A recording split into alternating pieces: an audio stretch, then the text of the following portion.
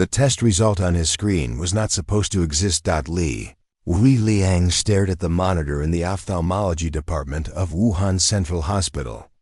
December 30th, 2019, evening shift. The fluorescent lights buzzed overhead. Outside the window, red lanterns glowed in preparation for the Lunar New Year.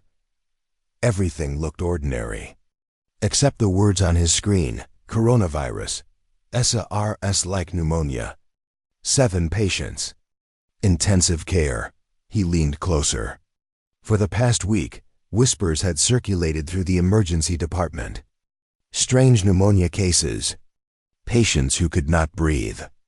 A virus that did not respond to treatment. Now he was looking at lab confirmation. This was not seasonal flu. This was something that had not been seen in 17 years. Li picked up his phone. His hand was steady. He opened WeChat and typed a brief message to his medical school alumni group. 7 SARS cases confirmed at our hospital. Be careful.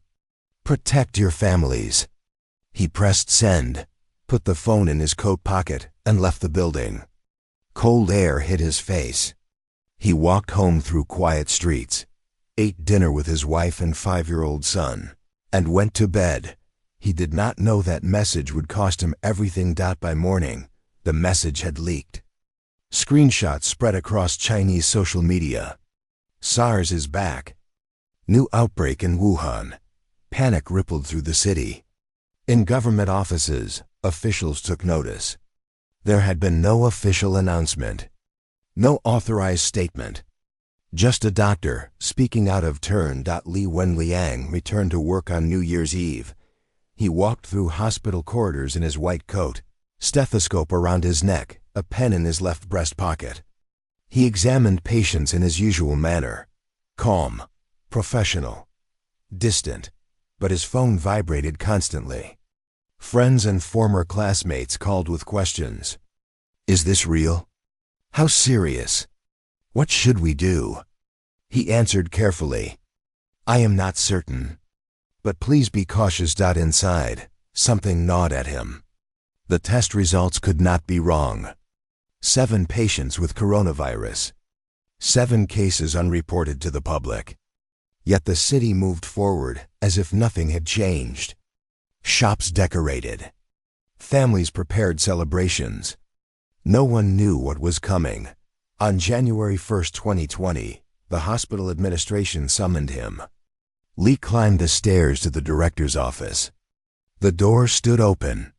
2 senior officials sat behind a desk.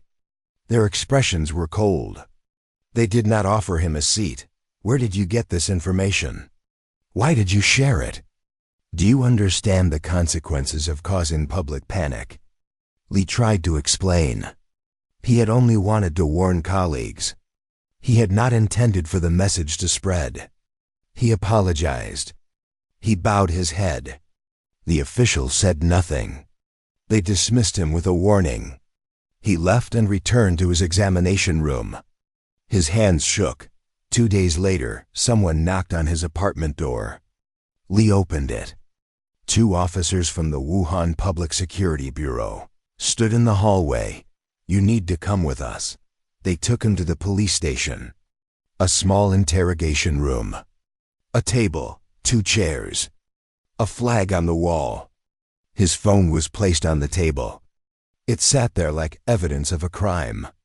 One officer handed him a document, admonition for spreading illegal rumors. The text stated that Wenliang had disseminated false information on the internet, disturbing public order. At the bottom, if you continue this behavior, legal action will follow. A pen was placed in his hand. He was told to sign. Li looked up at the officer. He wanted to explain that he had not lied, that the virus was real, that people were dying. But the officer's face showed no interest in explanations. Li's hand trembled. He signed the paper. He said nothing. When he stepped outside an hour later, the winter air was sharper. The sky was gray. That evening, China Central Television aired a brief segment. 8 individuals have been warned by police for spreading rumors online. Li's name was not mentioned, but he was one of the 8. Millions watched. The message was clear: speak out, and the state will silence you. Li returned to work. Every morning, he put on his white coat. Every morning, he examined patients. Every morning, he said less than the day before. Colleagues noticed. He no longer joined them for lunch. He avoided eye contact. When nurses asked about the virus rumors, he shook his head and walked away. His phone stayed in his pocket. He sent no more messages, but the virus did not stop. Cases increased. Emergency rooms filled. Patients arrived with high fevers and breathing difficulties. Doctors whispered, "This looks like SARS. Why is no one talking?" Nurses wore surgical masks and wondered if they were enough. Hospital administrators issued vague memos. Remain calm. Follow protocol. Do not discuss cases outside the hospital.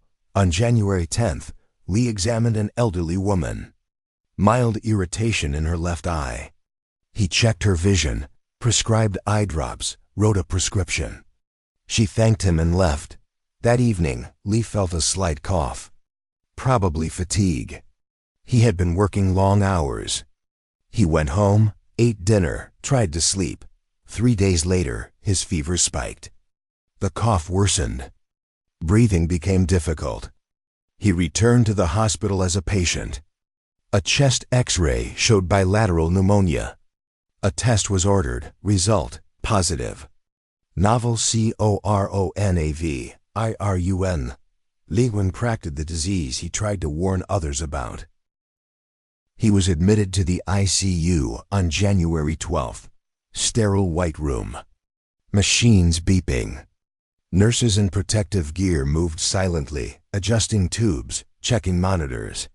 Li lay on a narrow bed, oxygen mask covering his face, IV line in his left arm. Through the small window, he could see the hospital courtyard. Empty, no visitors allowed. His wife called daily. She was not permitted inside. She stood outside the building with their son, looking up at the windows, trying to guess which room held her husband. Their boy asked the same question each time. When is Daddy coming home? She had no answer. Li spent days watching the ceiling. White tiles. A flickering fluorescent tube. Sometimes he counted heart monitor beeps. Sometimes he closed his eyes and tried to remember normal breathing. His chest felt heavy. Each breath was work. Each hour felt longer than the last. Nurses brought meals. He could not eat. They brought water. He sipped through a straw. They asked how he felt. He nodded. Words required too much air. On the bedside table, his phone sat charging. The small black rectangle that had started everything. The device that had made him a whistleblower. A troublemaker. A liar. And now, a patient dying from the very disease he had warned about. At night, when ICU lights dimmed, Li lay awake. He thought about his son. About his wife's swollen belly. About the child he might never meet. He thought about the 7 patients in the first report. Were they still alive? He thought about his message on December 30th. If he had stayed silent, would his life be different? But then he thought about the others. The thousands now sick. The hundreds who would die. If he had stayed silent, would they have been warned? He reached for his phone. On January 31st, Li typed slowly from his hospital bed. He posted on Weibo. He told his story. How he warned colleagues. How police silenced him. How he was now sick himself. At the end, he wrote, "A healthy society should not have just one voice." The post went viral. Within hours, millions had read it. Comments flooded in. Why did you silence the doctor? If they had listened, fewer would be sick. Dr. Li is a hero. The government tried to suppress it. Censors deleted comments. Accounts were suspended. But it was too late. Wenliang's name had become a symbol. Li lay in his hospital bed, watching the oxygen monitor, wondering if he would survive. He had tried silence. Silence had killed him. Li Wenliang's story is not about medicine. It is about power. In December 2019, when he sent that message, 7 patients were dying. The virus was real. The danger was real. But the truth was inconvenient. Chinese authorities had a choice: investigate his warning or silence the warning itself. They chose the latter. On January 3rd, when police forced him to sign that document, they were not enforcing law. They were enforcing obedience. The paper said he spread false information. But the only falsehood was calling it false. By late January, the virus had spread beyond Wuhan, beyond China. By February, it would be declared a global pandemic. Over the next year, millions would become infected. Hundreds of thousands would die. Entire nations would shut down. And the world would ask the same question Li asked in that interrogation room. Why did no one listen? The answer was simple. Listening required admitting a mistake. Admitting a mistake required accountability. Accountability threatened power. So instead of listening, they silenced. Instead of investigating, they intimidated. Instead of protecting citizens, they protected their image. But images crack. Truth does not change because authority says it should. Li Wenliang knew this. And it cost him everything. On the night of February 6, 2020, Li Wenliang's oxygen levels began dropping. Nurses increased the flow. It did not help. His breathing became shallow. The monitor beeped faster. At 9 p.m., a doctor was called. By 9:20, his condition was critical. At 9:30, his heart stopped. Hospital corridors erupted. Nurses ran. Doctors shouted orders. A crash cart rushed to his bedside. CPR began. Chest compressions, 1, 2, 3. A defibrillator charged. Clear. His body jerked. The monitor flatlined. Again, clear. Nothing. An ECMO machine was brought in. Tubes inserted, attempting to force his blood to circulate. But Li Wenliang was already gone. At 9:30 p.m., an unofficial announcement leaked online. Dr. Li Wenliang has died. Chinese social media exploded. Millions posted candle emojis. Hashtags flooded the internet. Wuhan government owes Dr. Li an apology. We want freedom of speech. Government censors scrambled. Accounts were banned. Posts were deleted. But the outrage could not be contained. At midnight, CCTV posted an update. Dr. Li is still being resuscitated. The contradiction enraged citizens further. Throughout the night, doctors worked on his body. The ECMO machine kept running. But there was no brain activity. No pulse, no breath. At 2:58 a.m., they stopped. At 3:48 a.m. on February 7th, Wuhan Central Hospital issued the official statement. Our colleague, Dr. Li Wenliang, passed away at 2:58 a.m. He was 34 years old. He left behind a wife 7 months pregnant, a 5-year-old son, and a nation that had failed him. The country mourned in silence. Public gatherings were banned. Streets were empty. Cities were locked down. But online, grief poured out. Millions changed profile pictures to black and white. Tributes filled social media.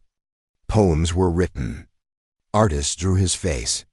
For 3 days, his name dominated every platform despite government efforts to suppress it. His wife, Fu Zuji, did not speak publicly. She stayed in their apartment, holding their son, staring at the empty chair. Friends brought food. She did not eat. Relatives offered comfort. She did not respond. At night, she read messages from strangers. Thousands saying the same thing. Your husband was a hero. On March 19th, Wuhan Public Security Bureau released a statement. The admonition given to Dr. Li was improper. We apologize. The document was rescinded. No explanation for why it took 6 weeks. No one held accountable. In April 2020, the government declared Wenliang a martyr. He was awarded the highest honor for healthcare workers. A ceremony was held. His wife accepted the medal. Cameras captured the moment.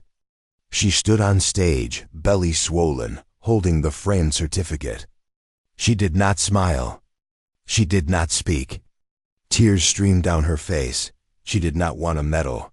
She wanted her husband. Wenliang's hospital room became a shrine. Flowers covered the door. Handwritten notes taped to walls. "Thank you, Dr. Li. You tried to save us. We will not forget." Visitors came daily, standing in silence.